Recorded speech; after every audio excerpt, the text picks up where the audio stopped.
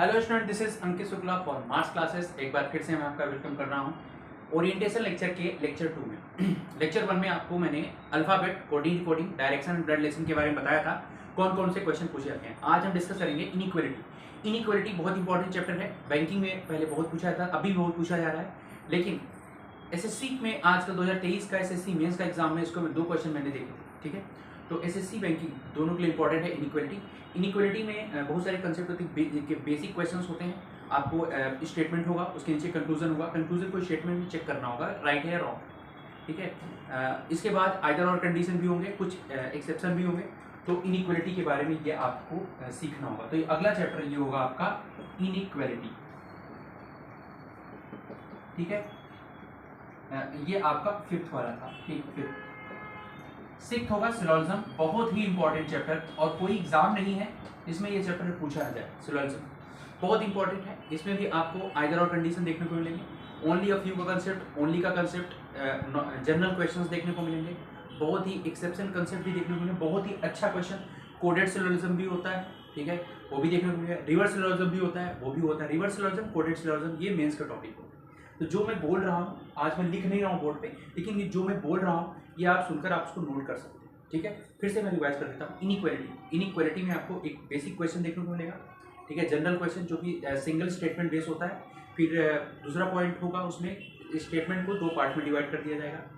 ठीक है, multiple statement होगा, या फिर थर्ड पॉइंट आपका आइदर और कंडीशन होगा, और फोर्थ एक्सेप्शन कॉन्सेप्ट होगा, एक्सेप्शन कॉन्सेप्ट। ठीक है, अगला है सिलोजिज्म। सिलोजिज्म में वही बेसिक क्वेश्चंस। इसके बाद आपका उसमें दिखेगा आपको आइदर और कंडीशन। इसके बाद उसमें आपको नजर आएगा एक्सेप्शन कॉन्सेप्ट और ओनली अ फ्यू और ओनली का concept. Reverse syllogism and coded syllogism mains का टॉपिक। सिलोजिज्म लंबा चैप्टर है सिलोजिज्म। ठीक है, अगला 7th पॉइंट होगा आपका order and ranking. Order and ranking important chapter आपके लिए ये भी है। ऑर्डर का मतलब होता है कंपेयर, ऑर्डर का मतलब होता है कंपैरिजन। ठीक है, और रैंकिंग में रैंक काउंट किया जाता है, रैंक वगैरह देखा जाता है। तो ऑर्डर में जो कंपैरिजन होता है वो एक ही टाइप का होता है, सिर्फ 4-5 लोगों का वेट होता है, उसको कंपेयर करना होता है, या फिर मार्क्स में कंपैरिजन, या फिर हाइट में कंपैरिजन, किसी न किसी चीज़ में कंपैरिजन होता ही है। उसको हम ऑर्डर के क्वेश्चन की कैटेगरी में रखेंगे। अगला होगा आपका रैंकिंग। रैंकिंग में आपके बहुत सारे पॉइंट्स होंगे, जैसे पहले होगा maximum, minimum, in between two और इंटरचेंज। इसके बाद कुछ मिसलेनियस क्वेश्चन भी होंगे। ठीक है, रैंकिंग में। ठीक है, नेक्स्ट होगा आपका इन 3 चैप्टर के बाद अगला होगा सिटिंग अरेंजमेंट और पजल। बहुत ही इंपॉर्टेंट चैप्टर रहेगा ये, सिटिंग अरेंजमेंट और पजल। देखिए, सिटिंग अरेंजमेंट में जो क्वेश्चन पूछे जाते हैं, खास करके कहाँ से पूछे जाते हैं। सिटिंग अरेंजमेंट क्वेश्चन पहला होता है लीनियर। लीनियर मतलब एक ही, देखो इसमें होगा फेसिंग नॉर्थ। पहला जो होगा फेसिंग नॉर्थ, सभी के सभी कहाँ देखेंगे, नॉर्थ डायरेक्शन में फेस करेंगे। यानी यहाँ सब बैठे हैं तो सभी के सभी नॉर्थ डायरेक्शन में फेस करेंगे, उसको बोला जाएगा फेसिंग नॉर्थ। ठीक है, सेकंड होगा NS facing two row. NS facing two row, north south facing होगा, कुछ लोग साउथ फेसिंग होंगे और कुछ लोग नॉर्थ फेसिंग होंगे, इसको बोला जाएगा NS facing, north south facing two row. और थर्ड होगा एनएस फेसिंग सिंगल रो। मतलब एक ही लाइन होगा, कुछ लोग नॉर्थ देखेंगे, कुछ लोग साउथ फेस करेंगे। ठीक है, तो ये 3 टाइप के। और चौथा uncertain number of person. Uncertain number of person बहुत ही इंपॉर्टेंट चैप्टर अपडेट होकर के आजकल क्वेश्चन सबसे ज़्यादा यही पूछा जा रहा है। नंबर ऑफ पर्सन कितने होंगे ये पता ही नहीं होगा, सभी लोग नॉर्थ फेस करेंगे, नंबर ऑफ पर्सन ही नहीं पता होगा इसमें। तो अनसर्टेन नंबर ऑफ पर्सन, सारी इंफॉर्मेशन को पढ़ोगे तब जाकर आपको सॉल्व करोगे, तब जाकर पता चलेगा कि कितने नंबर ऑफ पर्सन है। तो ये आपके सामने क्वेश्चंस के टाइप आपको इतने देखने को मिलेंगे। देख लीजिए, इतने सारे टाइप्स नज़र आएंगे आपको जो आपको पढ़ने हैं। ठीक है, इसकी बात देखिए, लीनियर हो गया, लीनियर के बाद सर्कुलर। सर्कुलर भी आजकल के एग्ज़ाम में बहुत पूछा गया था। बहुत सारे स्टूडेंट ने मुझसे बताया सर सर्कुलर के भी क्वेश्चन आए थे। तो सर्कुलर के देखिए, सर्कुलर के जो टाइप होते हैं, सर्कुलर के जो टाइप होते हैं basically all faces, all face centre, centre की ओर देखेंगे। सभी लोग का फेस कहाँ होगा? सेंटर की ओर। ठीक है, जो भी होंगे 7 या 8 लोग, इसके बारे में डिटेल में जानेंगे। ठीक है, और एक होगा कि कुछ लोग सेंटर की ओर देखेंगे, सम फेसेस सेंटर और सम फेसेस आउटसाइड। ठीक है, सम फेसेस सेंटर, सम फेसेस आउटसाइड। ठीक है, ये 2 टाइप होगा सर्कुलर में। ठीक है, इसके साथ कुछ इनके साथ प्रोफेशंस भी ऐड होंगे, वो भी डिस्कस करेंगे हम। और थर्ड पॉइंट पे हम आए हैं तो स्क्वायर, इसको मैं सर्कुलर से ज़्यादा इम्पोर्टेंट मानता हूँ। स्क्वायर मतलब एक स्क्वायर टेबल के किनारे, ये देखो कॉर्नर पे बैठा सेंटर देख रहा है और मिडल ऑफ द कॉर्नर बाहर देख रहा है। और ऐसा भी हो सकता है कि कॉर्नर पे बैठा हुआ बाहर देखे और मिडिल ऑफ द कॉर्नर कहाँ देखे, मिडिल ऑफ द कॉर्नर कहाँ देखे, दोनों टाइप हो सकते हैं। ये 3 इंपॉर्टेंट है और मिसलेनियस में कुछ आ जाते हैं रेक्टेंगल वगैरह जो भी टाइप होते हैं। ठीक है, ये 3 इंपॉर्टेंट होते हैं सिटिंग अरेंजमेंट। इसके साथ ही प्रोफेशन लग सकता है, बहुत ही आसानी से आप बना सकते हो। अगर आपको सर्कुलर आता है तो स्क्वायर आप पढ़ सकते हो। सिटिंग अरेंजमेंट के बाद पजल की बारी आती है। पजल में बहुत सारे पजल होते हैं, जैसे मैं आपके सामने डिस्कस करूँ तो पजल में सबसे पहला आता है फ्लोर पजल, फ्लोर। दूसरा होगा बॉक्स, तीसरा होगा floor, floor flat puzzle, floor flat puzzle. Fourth होगा आपका मंथ, डे, ईयर। ये 3 टाइप के पजल होंगे, मंथ, डे और ईयर, मंथ, डे और ईयर। और एक और वेरिएबल पजल होता है, उसको बोल सकते हो वेरिएबल पजल।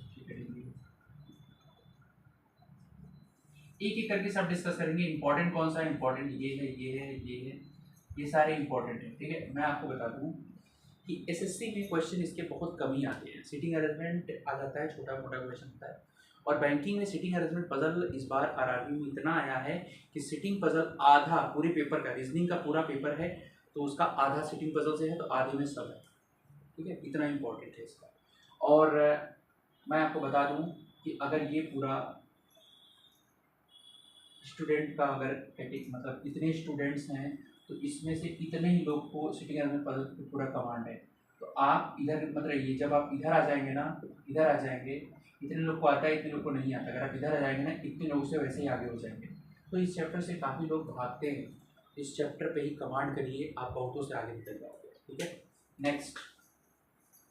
अब सिटिंग पजल हो गया तो अब आपको देखिए बहुत सारे चैप्टर हैं। एक प्री का है, अगर बैंकिंग प्री की बात करें तो इतना ही क्वेश्चन बैंकिंग प्री में देखने को मिलता है, जो पहले ओरिएंटेशन के पहले मैं बताया था पहले लेक्चर में, और ये अभी तक जितना बताया, ये बैंकिंग प्री का सिलेबस था पूरा। एसएससी वाले तो इतना तो पढ़ना ही पड़ेगा आपको, हालांकि पजल वगैरह तो नहीं आता। सिटिंग अरेंजमेंट के कुछ क्वेश्चन आते हैं एसएससी में, छोटे मोटे क्वेश्चन। अब जो टॉपिक आएंगे जैसे इनपुट आउटपुट, इनपुट आउटपुट ये मेंस का टॉपिक है बैंकिंग का। और डेटा सफिशिएंसी, डेटा सफिशिएंसी, ठीक है, इनपुट आउटपुट डेटा सफिशिएंसी। और आप बोल सकते हो डिसीजन मेकिंग, ये सब मैं जो सिलेबस। और स्टेटमेंट बेस, स्टेटमेंट बेस,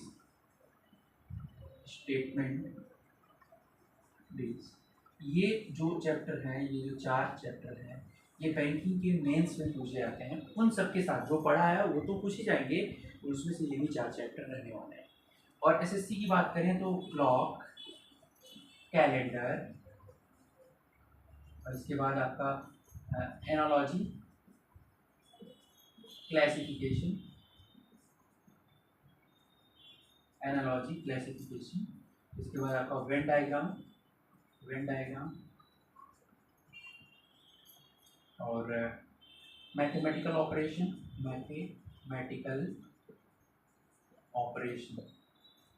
इतने सारे चैप्टर केवल एसएससी को पढ़ने हैं। और नॉन वर्बल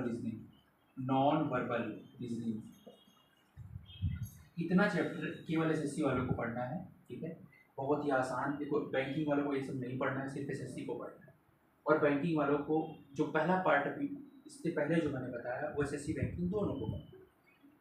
देखिए एसएससी वाले ये पढ़ सकते हैं, ये पढ़ सकते हैं, ये दोनों पढ़ने की जरूरत नहीं है, नहीं आती है। हालांकि रेलवे की तैयारी कर रहे हैं तो इनपुट आउटपुट आप पढ़ सकते हैं, ठीक है। तो ये था पूरा प्री और मेंस का सिलेबस जो मैंने आपके सामने रखा। कहीं कहीं बहुत ही इम्पोर्टेंट है, पूरा रीजनिंग स्कोरिंग है, बहुत अच्छा करोगे अगर आप पढ़ोगे। तो ये ओरिएंटेशन फिनिश हो गया फाइनली। लेक्चर 1 लेक्चर 2 दोनों में आपको मैंने सब कुछ बता दिया है, क्या पढ़ना है, कितने नंबर का आता है। इनइक्वलिटी 5 नंबर, सिलोजिज्म 5 नंबर, ठीक है। इसके बाद आपका देखिए मैं आपके सामने अगर लिखूँ तो अल्फ़ाबेट से 2 नंबर, मैं पहले बैंकिंग की बात करता हूँ। अल्फ़ाबेट से 2 नंबर, अल्फ़ान्यूमेरिक से 5, इसके बाद कोडिंग डिकोडिंग से 5, ब्लड रिलेशन और डायरेक्शन डिस्टेंस और ऑर्डर रैंकिंग, इनसे मिलाकर 3 से 4 नंबर के क्वेश्चन होते हैं। इसके बाद सिटिंग पजल से 15 से 16 नंबर मिला करके होते हैं, ठीक है। और अब बात करें मेंस की, तो मेंस में ये टॉपिक पूछे जाते हैं और ये एसएससी में पूछे जाते हैं। एसएस बैंकिंग वाले नहीं पढ़ेंगे इसको, एसएससी वाले ही पढ़ेंगे, ठीक है। ये सारी बातें मैंने आपके सामने रखी। एसएससी में भी वेटेज ये बहुत सारे चैप्टर पढ़ने होते हैं, तो वेटेज 25 क्वेश्चन ही होते हैं प्रीलिम्स में। तो वेटेज बताओ, 25 क्वेश्चन होते हैं, ढेर सारे चैप्टर हैं, तो एक क्वेश्चन ऐसे पूछा जाता है। खास करके अल्फ़ाबेट से 2-3 नंबर का क्वेश्चन पूछ दिया तो कोई चैप्टर से छोड़ना पड़ता है। जैसे क्लॉक एंड कैलेंडर, क्लॉक या कैलेंडर में से कोई एक क्वेश्चन पूछे, तो ये सब आपको पूरा इन्फॉर्मेशन होना चाहिए। मैंने आपको बता भी दिया है। लेक्चर 1 लेक्चर 2 में हमने पढ़ा है पूरा ओरिएंटेशन लेक्चर। अब शुरुआत होगी अल्फ़ाबेट से और रुकेंगे नहीं तब तक जब तक हमें अपनी मंजिल ना मिल जाए, और पूरा सिलेबस कंप्लीट करेंगे। एक सब टाइप सब कुछ बताऊंगा मैं, कुछ भी नहीं छोड़ूंगा। बस आप लोग कनेक्ट रहिए और पढ़ते रहिए, और इसका बेनिफिट लीजिए। एग्ज़ाम अच्छे से लेंगे और प्रैक्टिस करके जाएंगे तो बहुत अच्छा कर पाएंगे एग्ज़ाम, ठीक है। चलिए नेक्स्ट लेक्चर में अल्फ़ाबेट से शुरुआत होगी। तब तक के लिए आज के लिए यहीं पे लेक्चर को रोकते हैं। थैंक्स, जय हिंद।